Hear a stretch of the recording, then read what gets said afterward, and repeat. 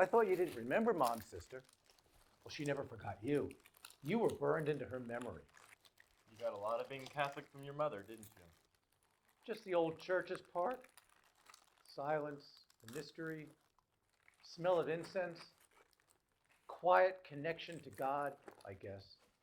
And midnight mass, singing those carols at full volume while she held my hand.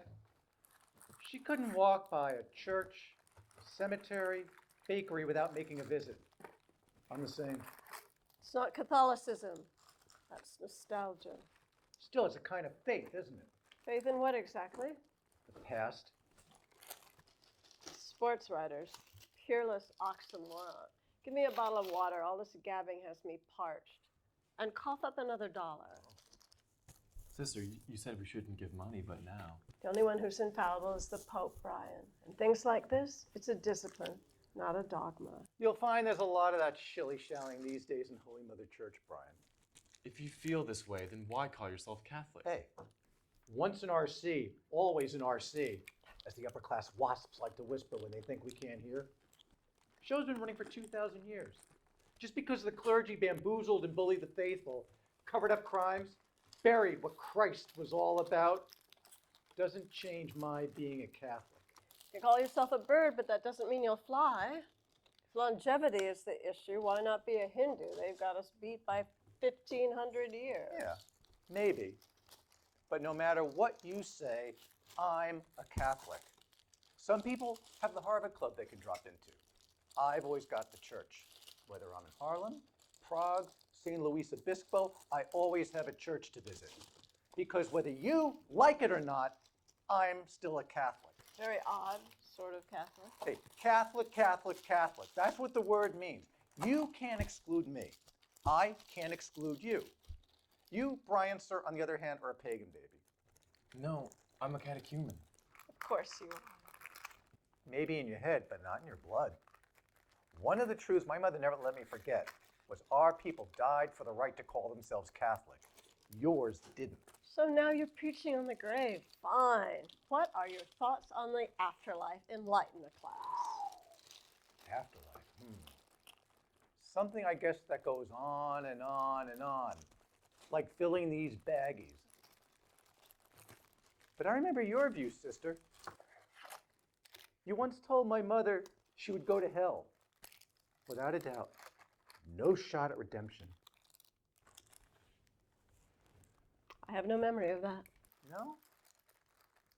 Next stop, hell, Mrs. Mahoney. The infernal pit. The dark city all burning with brimstone and stinking pitch, where the cries of its many, many, many inhabitants will send blood gushing from your ears. Oh, you didn't say all that. Too flowery for a straight shooter like you.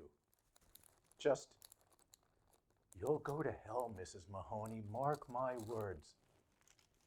I was 13. No, there was no reason to plunge into the infernal abyss because she was a good Irish lass from the old country, where this ridiculous shit was stirred into their tea. But you made hell a living passion for me because, try as I might, I couldn't get her to shake it. You made your mark. Give the devil her due. I thought hell was just a case of not being with God.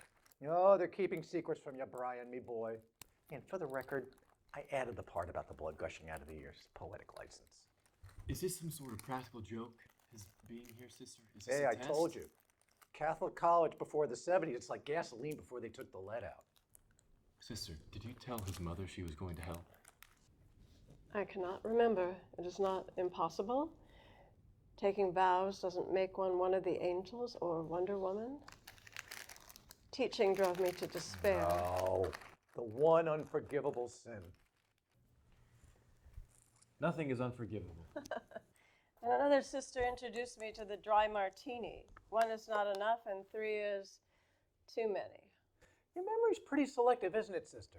I mean, you remember the day you went to the convent and the nun who quit the church to marry the Jewish shrink? But you don't remember my mother or me. You all want to be remembered, as if I could dredge up every smirking face on demand. You want the indelible image of the acne-plagued 13-year-old with a buck tooth sitting in the third row to pop out of my head so we can all have a joyous reunion? Well, I remember none of you, not even the ones I might have liked.